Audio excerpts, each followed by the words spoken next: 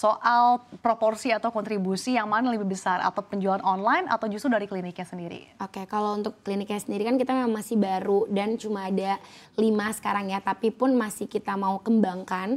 Cuma memang kita fokusnya itu memang untuk produk Scarlett-nya, from head to toe-nya tuh kita harus kembangin lebih banyak produk lagi nih gitu ya. Jadi kayak memang fokusnya tetap ke produk Scarlett, kalau untuk bisnis pendukungnya lebih ke Scarlett Beauty Lounge-nya gitu. Jadi kalau untuk ditanya ya udah pasti lebih ke marketplace karena kan memang tersebar kemana-mana gitu ya, maksudnya Lebih mudah diakses juga ya. lebih mudah diakses gitu. Nah, yang cukup menarik dari Scarlett ini juga adalah sejak kemunculannya Scarlett ini sudah menggandeng ya beberapa aktor, terus kemudian juga band Korea. Nah, ini sebetulnya apa sih pertimbangan dari Scarlett? Apakah memang memanfaatkan Korean Wave atau seperti apa pertimbangannya? Oke, pertimbangannya sendiri sebenarnya seperti ini. Karena sekarang kan memang kita kan ya balik lagi harus melihat tren, dan sekarang itu kan trennya itu lebih ke Korea.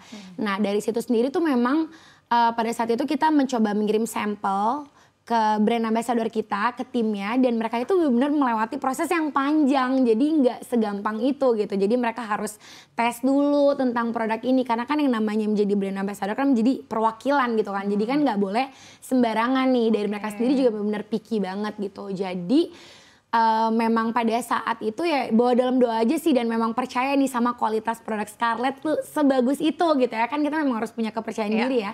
Jadi memang pada saat itu ya udah kita coba ajuin, dan ya gitu kaget juga ternyata kalau ternyata puji Tuhan mereka mau jadi brand ambassador kita. Nah, ada bedanya nggak sih antara sebelum dan sesudah menggunakan BA Korea ini bagi penjualan Scarlett sendiri? Pastinya sih lebih ke brand awareness-nya ya, karena orang jadi semakin tahu nih soal Scarlett gitu. Bahkan aku waktu di Korea sendiri, kemarin aku kan sempat iseng datang ke salah satu kampus, terus aku bawa Scarlett, terus aku suruh mereka cobain, terus mereka bilang, I know gitu katanya, mereka tahu nih produk Scarlett ini Twice ya, terus ada lagi yang bilang ini Song Joong Ki ya gitu, jadi mereka benar-benar ya jadinya tahu gitu. Artinya ini juga menjadi salah satu strategi marketing juga ya untuk semakin memperluas pasar. Yes, betul. Nah, beberapa waktu lalu juga produk Scarlett ini muncul ya di beberapa drakor. Nah, ini apakah menjadi bagian dari strategi marketing juga atau seperti apa? Pasti ya, karena kan di Scarlett sendiri juga kita punya tim marketing yang profesional juga ya, dan mereka juga udah mencari tahu nih kira-kira seperti apa ya untuk bisa apa ya istilahnya kayak mengiklankan kekinian gitu. Gimana nih caranya supaya bisa soft selling juga gitu. Jadi ya udah kita ada product placement di drakor-drakor. Nah, kalau tadi dikatakan bahwa ada beberapa placement di drakor-drakor, apakah memang ini jadi target juga bagi Scarlett untuk mencapai pasar-pasar luar negeri gitu, misalkan Korea?